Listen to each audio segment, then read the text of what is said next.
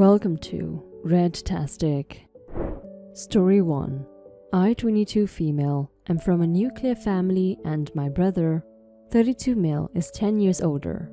My mom, 56 female, and dad, 50 male, had me years after the birth of my brother, so I am the bonus child. When we were younger, my grandparents, now late, babysat me regularly because mom was always busy and my siblings couldn't be trusted to care for me. Although I was the last child and the baby of the family, I was always bullied by her older siblings, particularly my brother. He would take my stuff without my permission or knowledge, and because he was older, my mom always expected me to leave it for him as a sign of respect. When my grandfather died, he willed some of his estates to my older siblings. So my grandmother gave me a beautiful family heirloom ring that was bequeathed to her by her grandmother. It is a custom-made ring with precious stones, and is currently valued in 6 figures. To make the transfer legal, she included it in her will. I've always loved the ring because it reminds me of my Nana, and I wear it only on very special occasions. My family knows how attached I am to this ring and how careful I am with it. So I was taken aback when I couldn't find it in my room. I was distraught because I knew I hadn't moved it from its position, and I felt it was stolen. My dad helped me search for it, but we couldn't find it. I felt like a bum for days. I even asked my brother because I saw him admiring it earlier on, and he said it was because he wanted to get something similar for his fiancée. They were going to have a shotgun wedding, so he needed to take pictures of it and send them to a jeweler immediately. He told me he never went back to check it after that day, so he couldn't tell where it was. So on the day of their wedding, I was going about my duties when I spotted their wedding ring. One was an ordinary wedding ring, but the other ring was exactly mine. I approached the person with it and quickly picked it up for further examination. I was right because it was mine. It even had the exact marking where my Nana had resized it. Then it dawned on me that my brother was the thief who stole my ring. In order not to cause a big scene, I quietly approached his fiancée and shared my discovery with her. I didn't think it was okay for her to get wedded with a stolen ring, and I wasn't about to let her wear my ring at the altar anyway.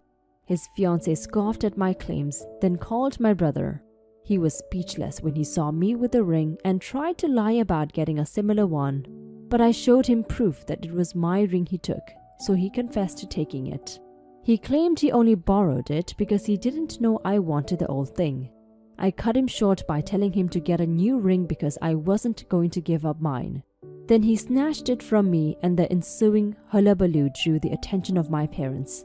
I insisted he return my ring or I would call the cops on them for theft, but they waved it aside and left me there. My parents blamed me for being childish over a common ring and didn't bother to hear me out.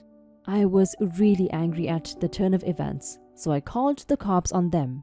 I reported them for theft. The cops soon arrived at their wedding and the commotion brought the attention of other people. His fiancée was embarrassed and loudly cussed me, accusing me of making her wedding a disaster while my brother was taken in for questioning. He turned in the ring when the cops marched him out and they carried on with their wedding after that. My brother and his wife were pissed off at the turn of events, so they kicked me out of the wedding venue. Yet they both blame me making them a laughingstock on their wedding day and call me an a-hole for calling the cops to get my ring from my brother. Am I the a-hole here? Update.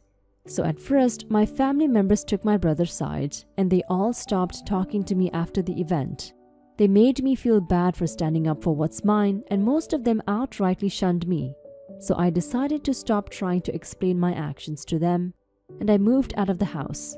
I rented an apartment in the city and I've made friends here. Now some of my siblings want to re-establish a relationship with me because they realized my brother was the a-hole, and some confessed that he stole from them in the past too. You're not the a-hole, OP. Your brother stole from you, and if it wasn't for the fact that the ring was legally yours, he would have gotten away with it. His fiancée was probably also in on it too, so she shouldn't blame you for ruining her wedding. She should blame her greedy self for wanting a ring that isn't hers. Your parents suck. They should have handled the whole situation better, but instead they made it escalate into what it became. I'm very happy you called the cops on them. Your brother needed to learn an important lesson on taking what isn't his. Story 2. When I was a kid, I, 18 female, knew that both of my parents had kids with their first family, and strangely, I'm fine with it. My father was always so strict with my mom. Granted, he provides us with whatever we want. However, he never wants mom to go outside. Even just buying groceries, no. He would get all pissy and say that she only wants to go outside to meet with a man.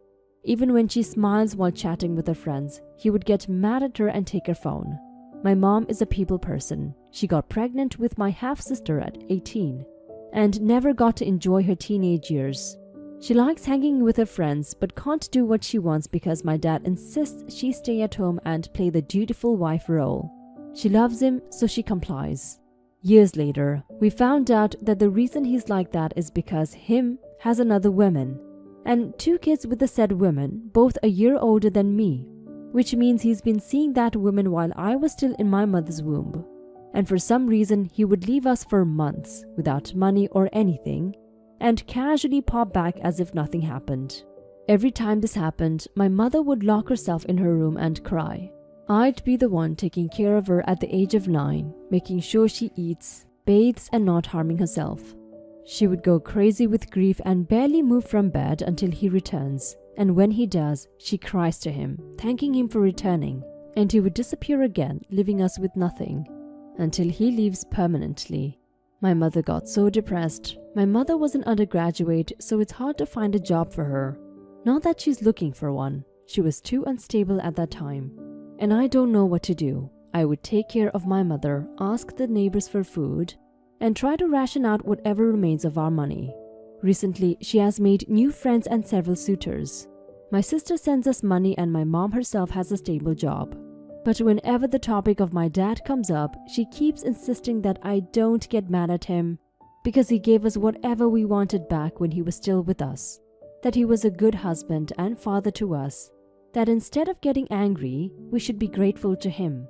I tried convincing myself to think that way too, but it doesn't sit right with me. My father wants to reconnect with me and my mother told me to agree, even after hearing that he has a new wife. My mother keeps insisting that I was basically spoiled growing up, and my dad loves me very much because I'm his only daughter among all his kids. But I downright refused and told her I don't want to forgive him for all the damage he did. Not just to me, but mostly to her. My mother got mad at me, and so did my sister, but my brothers understood. Until today, my mother would make scornful comments about how ungrateful I am, and how I should know how to appreciate him. Am I really an a-hole here? Not the a-hole OP. Your mother thinks the abuse she suffered has not seeped into you. She will always defend this man because she thinks it's right. You need to tell her to drop this subject, and if she can't, you need to go low contact with her for a while. She invalidates how much abuse you suffered with all this, including neglect and being abandoned. She probably needs therapy. I think you need to be patient with her, but you need stronger boundaries. It's not her place to decide how you should react to this. Now for some comments. Not the a-hole. So your mother and yourself were abandoned by an abusive, neglectful cheater, and you were made to parent your mother and yourself as early as 9.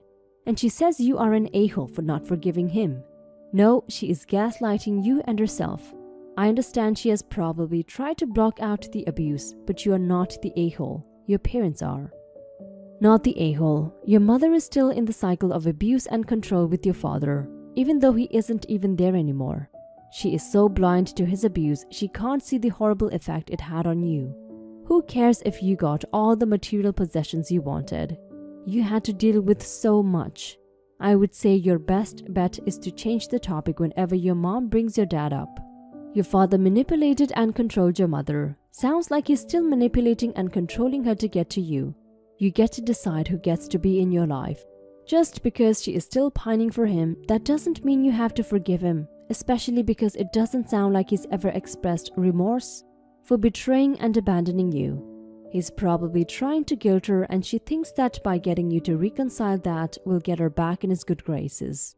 She's being unfair to you, and so is he. and I'm sorry she was abused, but that doesn't justify her neglect of you when you were just a child, not the a-hole. Story 3. My daughter 21 female was asked to move out of the house at 18 due to some conflict between her and her dad. I had no say in the decision, and my husband felt like we raised her well enough so she could take care of herself, and he also didn't pay her college tuition like he was supposed to. She ended up postponing going to school for a year so she can save some money. She went to school on the other side of the country and she never reached out to any of us. And when she does, it is because she wants something from us. Her dad was very upset and turned her away every time she asked us for something. A few months ago, she reached out about how she can't make rent and she really needed a place to stay for the summer. I talked to my husband and practically begged him to let us stay with us for the summer.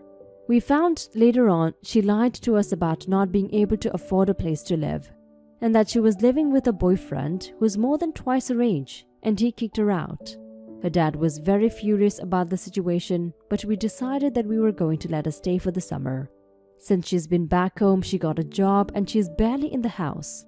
I've been trying so hard to start conversations with her, but she always finds a way to end them before we even start with, "I don't know," or "I have a headache."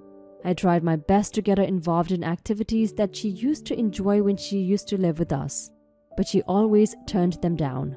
A few days ago, I tried asking her to go somewhere with me. She ended up screaming at me. She asked me if I'm not catching the hint that she doesn't want to be around me, and she's only here because she has nowhere else to go. She said that I should carry on with my life like I did when she wasn't around, and that I am an a-hole for invading her personal space. All I wanted was for us to have some mother-daughter time.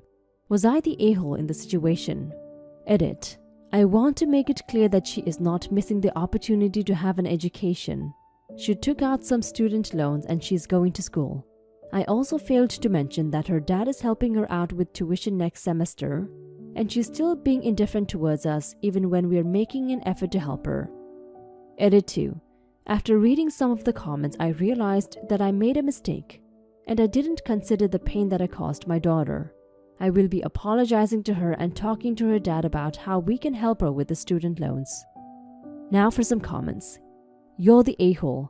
She doesn't want to spend time with you because she felt abandoned by you after your husband kicked her out at 18.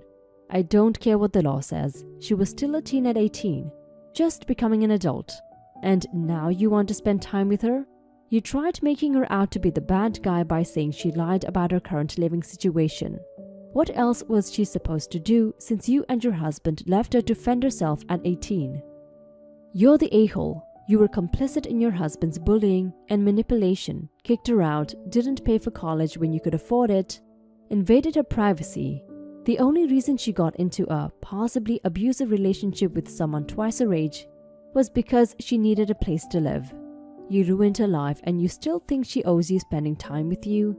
Think for a minute how different everything would be if you had not kicked her out and would have helped her with college. She would be about to graduate with a degree, have a professional job and be independent.